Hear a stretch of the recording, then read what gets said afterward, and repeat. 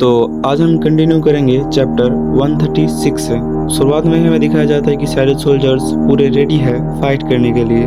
सामने जो सबसे बड़ा मॉन्स्टर था वो खड़ा हुआ है और सैवेज सोल्जर्स आगे बढ़ रहे हैं उसके साथ फाइट के लिए।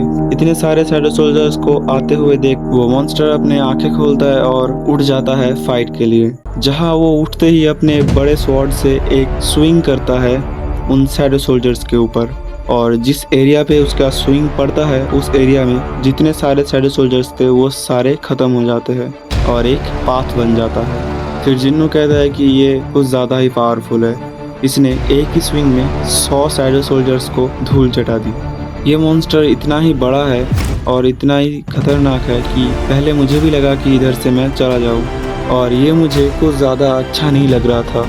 ऐसा चीज़ एग्जिस्ट भी कैसे कर सकता है, और जो चीज़ अच्छे नहीं होते उनसे बचने के लिए दो ही उपाय हैं। एक, वहाँ से भाग जाओ और उसे भूल जाओ, और दूसरा, उसे ख़त्म कर दो।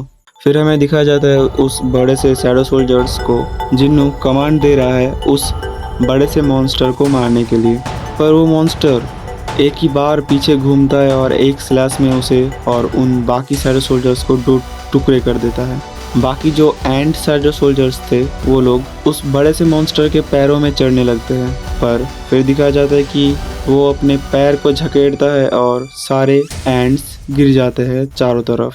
फिर बीरू उधर बैठा बैठा बोर हो रहा था और वो जाना चाहता था। जिन्नू अपने हाथ को उठाता है और बीरू और इग्रिस से कहता है कि अभी तुम्हारी बारी नहीं आई।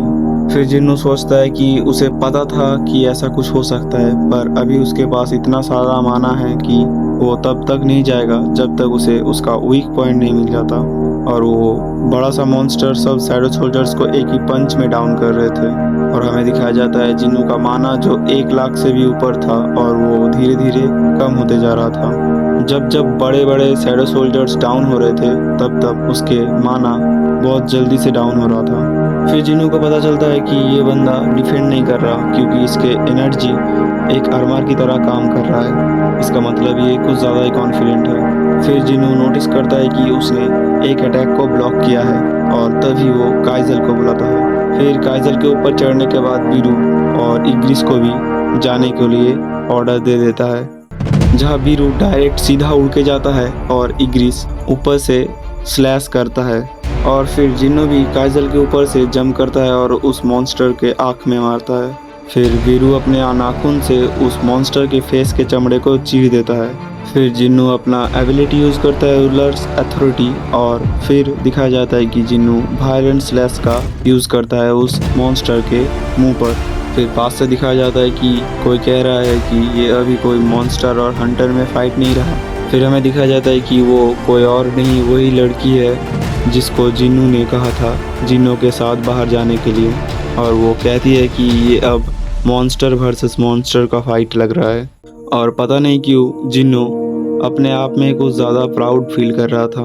फिर दिखाया जाता है जिन्नू एक और बार वायलेंट फ्लैश का यानी तलवारों का निकाल के उसके आँख पर यूज़ कर रहा था, और फिर बीरू को एक और बार बुलाता है और उसे ऑर्डर देता है उसके आँख पर घुस के मारने के लिए।